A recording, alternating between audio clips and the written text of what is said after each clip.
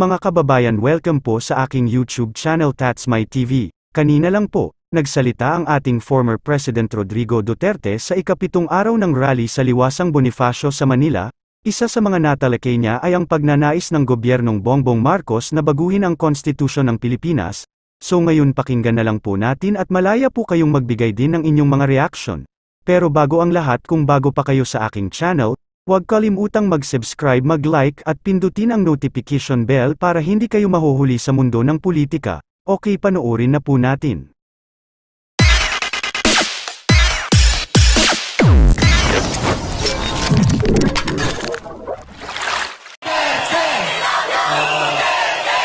Mga kababayan kong Pilipino,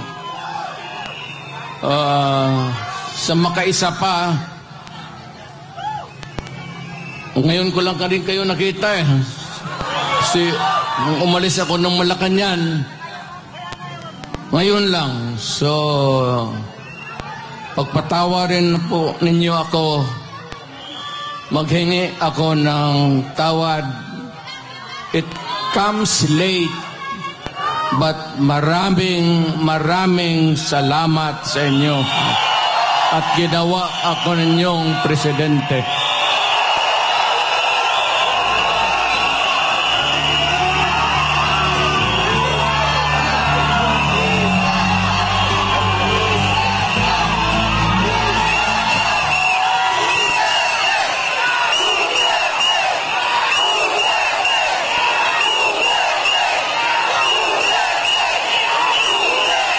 Ang pinuntahan ko dito, nandoon naman ako sa Davao.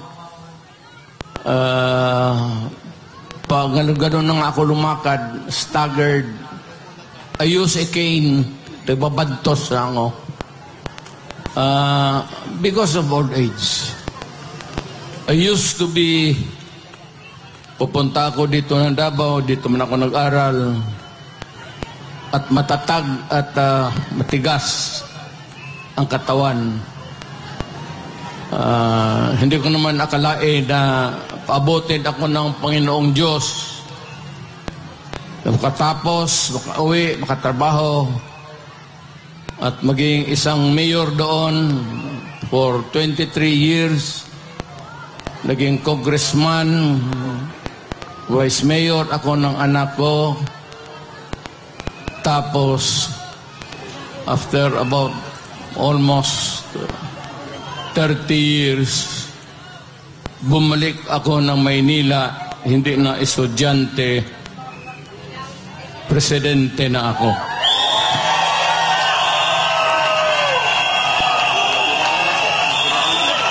Itong ibigay ko sa inyo, maliit ito na bagay.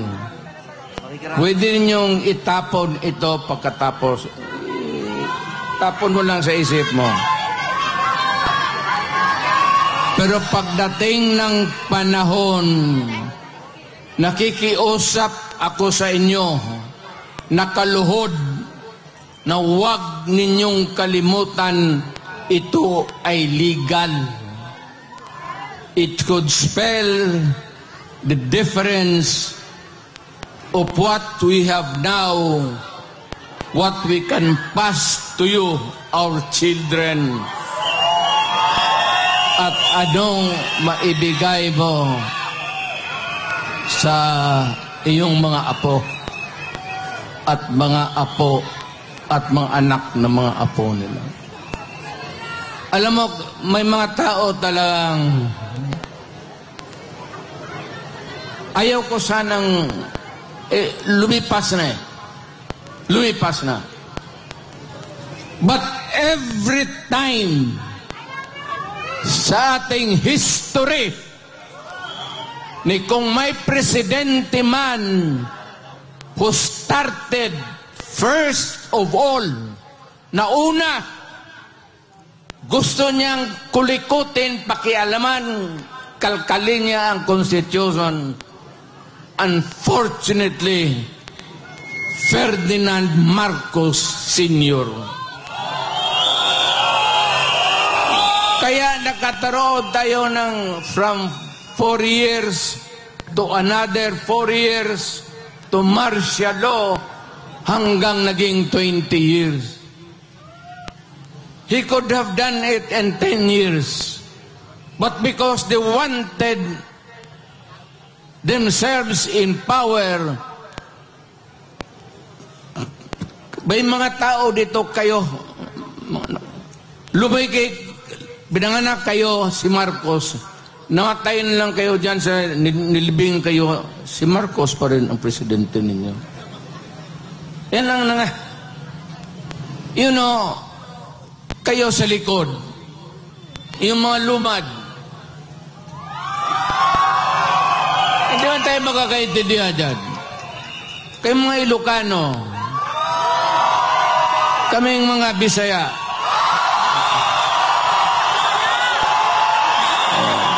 mga Waray, mga Moro, nung unang panahon, nakakaintindihan ba tayo? Nung una, inalipin tayo ng mga Espanyol. Wala tayong pulbura. Ang sekreto niyan, pulbura pati kanyon. So, nung unang putok-putok, at mabuti na lang itong si Magellan, sumimple, pumunta sa likod ni Magellan, at pinutol yung itlog niya ni Magellan.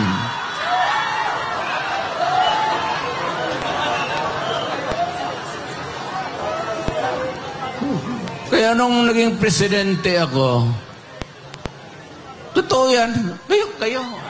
Lahat man tayo Pilipino. Tingin-tingin ako dyan sa mga stamps. Jose Rizal, Bonifacio, Apolinario Mabini, si Jacinto, Marcelo H. del Pilar. Okay yan sila. Naririnig na natin noon sa mga lulo ko na ito mga mahusay ng tao. Pero nung napapalaki ako ng palaki, bakit puro Tagalog ito, mga Ilocano? Sabi ko, wala ba tayong Bisaya na hero?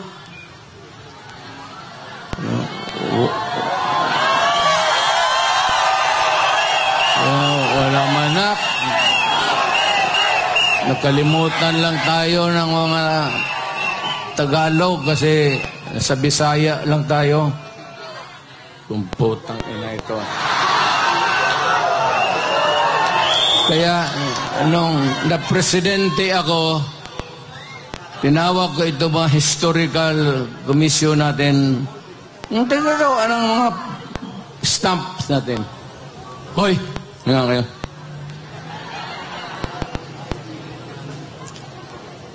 Kami bang mga Bisaya? Sino ang hero namin?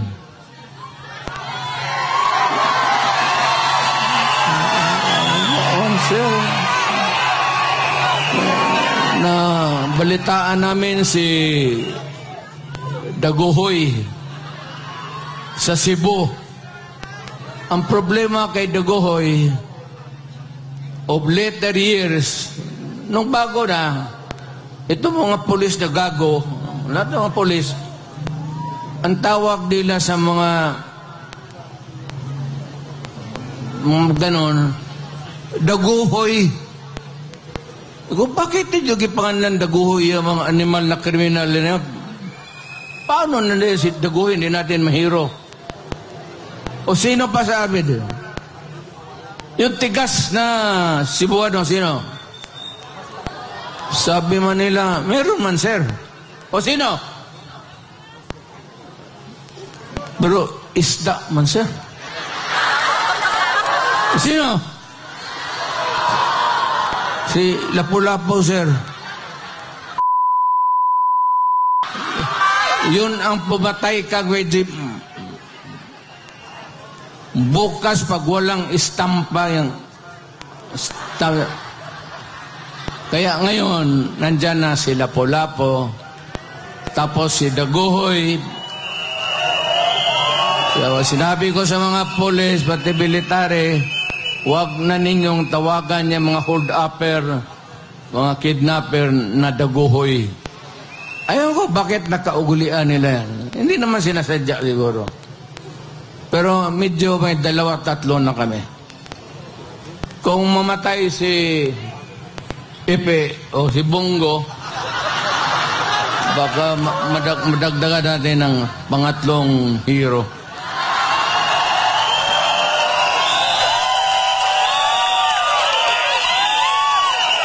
Ito lang, hindi ko na lang habain, ha.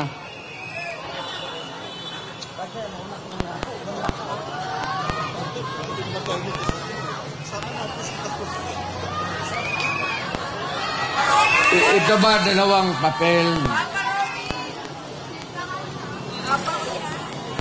Ito yung konstitusyon ngayon. Bantay kayo dito. Bantay kayo dito. It would have a long and lasting, miserable life for you all. Ito yung konstitusyon natin.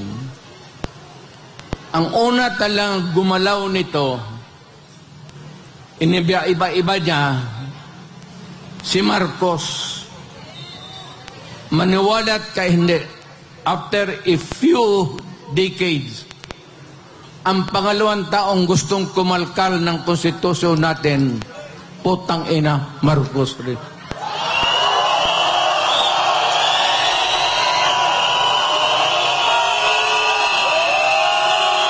Ano ang dahilan? Gusto lang nilang ito. Sabihin man itong mga putang ina, naging congressman rin ako. Sabi nila, ito lang mga provision, edukasyon, papasukin natin yung mga lahat, Princeton, kung ano yung, maganda. Okay naman tayo. Yung UP natin, hindi naman matatalo. Education, advertisement. Para sa akin, hindi na kailangan. Walang putang ina, walang kwenta. Yan ang excuse ni Marcos noon. Pati ang excuse ni Marcos noon. Marcos. Pareho yung linya. Except dito, sa isang linya lang, nandyan. Yan lang ang target nila. Ito, excuse yan ito para mabuksan lang ang konstitusyon. Hindi mo sabihin na ito lang ang galawin namin. Pag nagalaw yung konstitusyon, putang ina, walang makakapara, lahat na, everything goes. Ang gusto nilang pakialaman, ito, yung termino ng tatay niya, na binalastog niya, at itong konstitusyon ngayon ni Martin Romualdez, asawa si Lisa, pati si Bongbong. Ano ang gusto nila? Pahabaan ang konstitusyon. Kasi noon nga, nilampastagan ni Marcos, napaalis siya sa Pilipinas, sinauli yung original. Pero, ginawang original, pero ang ginawa, one term lang ang president. 6 years, walang re-election. Kagaya sa akin. Yung konstitusyon na inabot, under which Marcos was elected, ganon rin. One term, 6 years. Ito, excuses na lang ito. Kagaya nito ni Marcos rin noon sa tatay niya. Ang puntarya talaga nila, ito, dito, ito. Yung term extension. Noon po.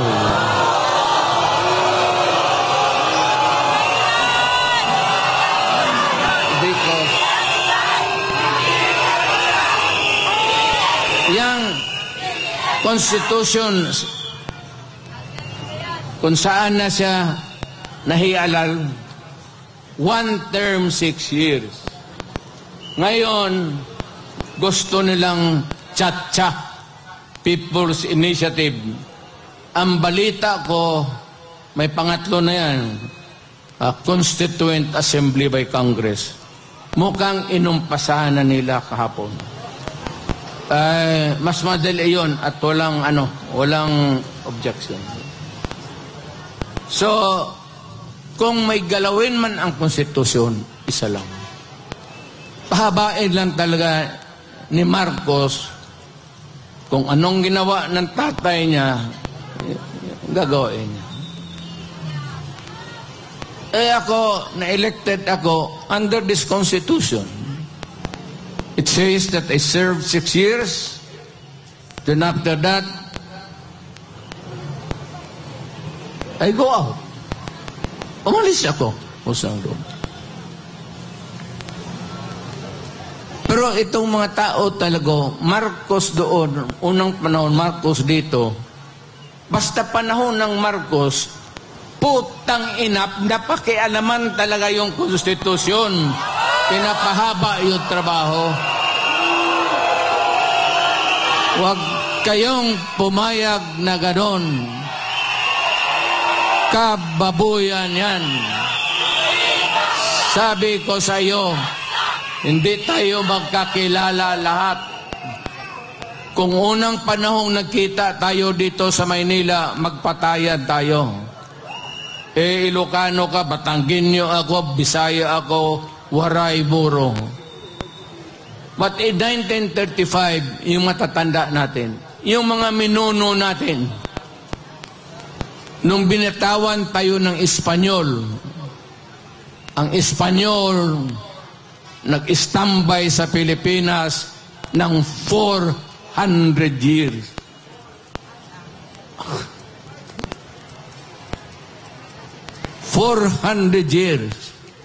Pumasok ang Amerikano because there was an American-Spanish War, natalo ang Espanyol, nawala sa kanila ang Mexico, yung mga Marianas Island, pati Philippines, isinurrender nila sa Amerikano. So, ang umupo uli dito ang Amerikano. So, ilang taon tayo nagdusa, nagpakahirap sa mga banyaga. Ngayon, may isang presidenteng dumaan na matagal na dinispatsa naman sana namin.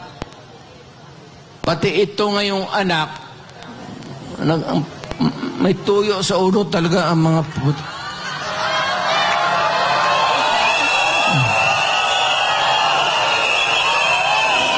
Gusto pahabain. Sila lang naman yan yung gustong mapahabain ang termino nila. Ang Pilipino, lamang interest dyan magpahaba ng termino.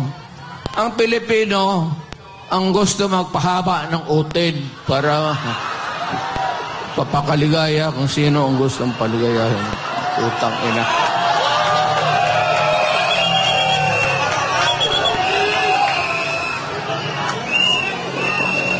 Hindi na ako magtatagal kasi marami pong salita.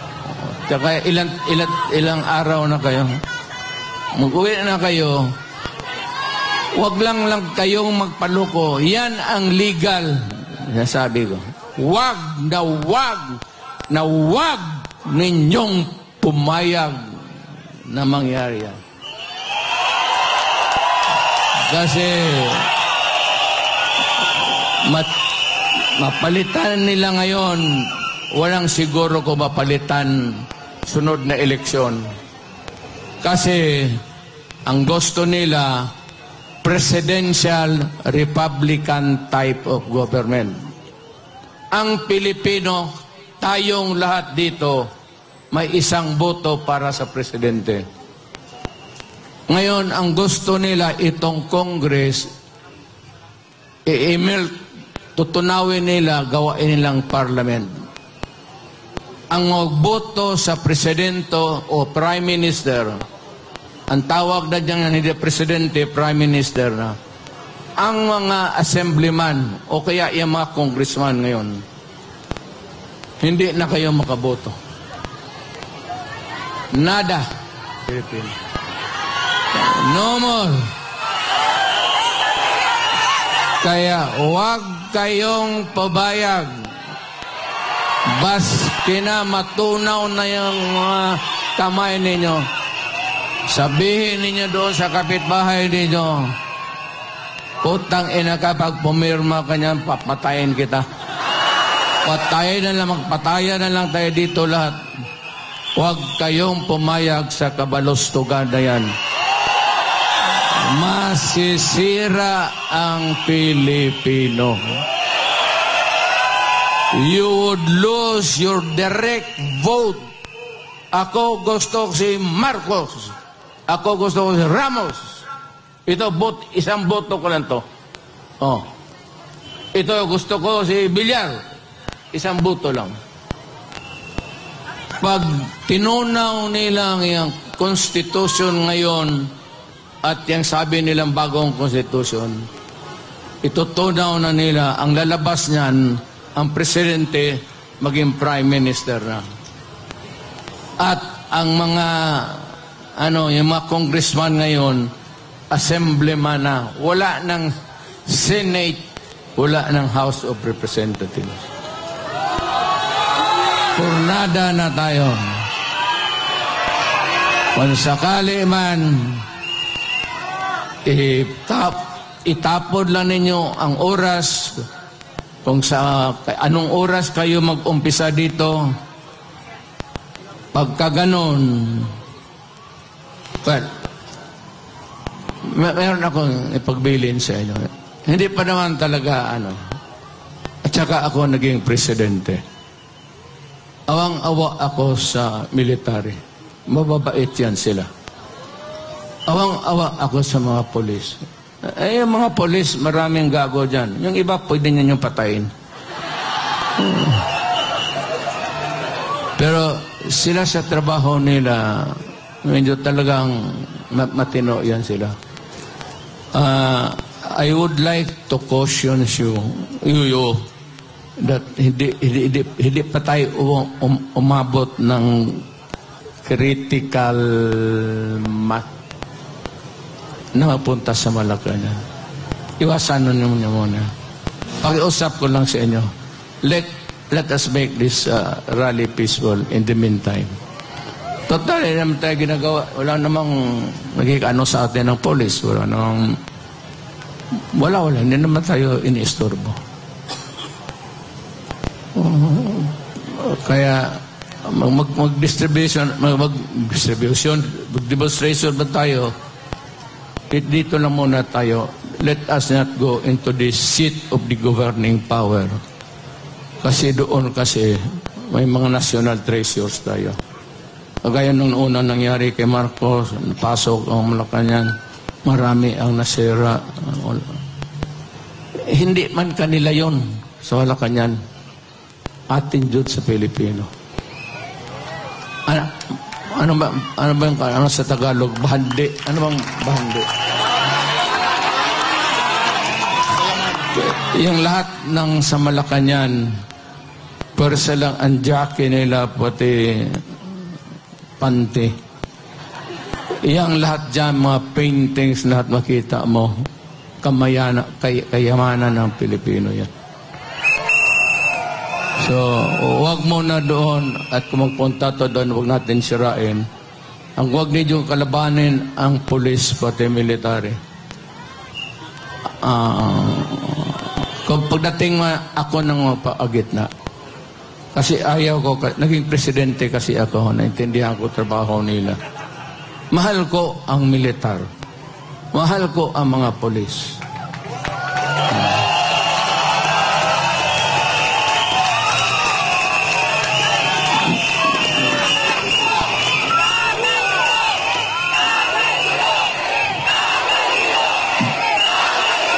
Babae mo na.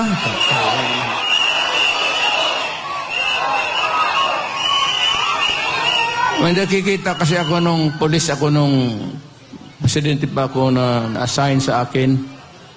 Nawala man nung ano ko dito. Pero the one thing that I can contribute really is let us avoid bloody incident. Hindi pa. Dadating yan. Wala talaga. Wala. Pagdalang itong si...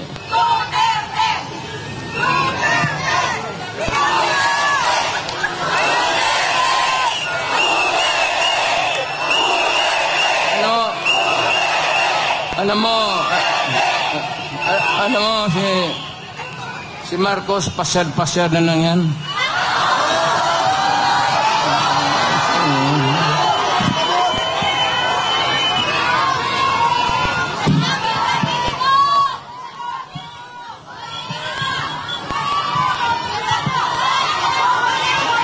Wala nang Marcos, ano?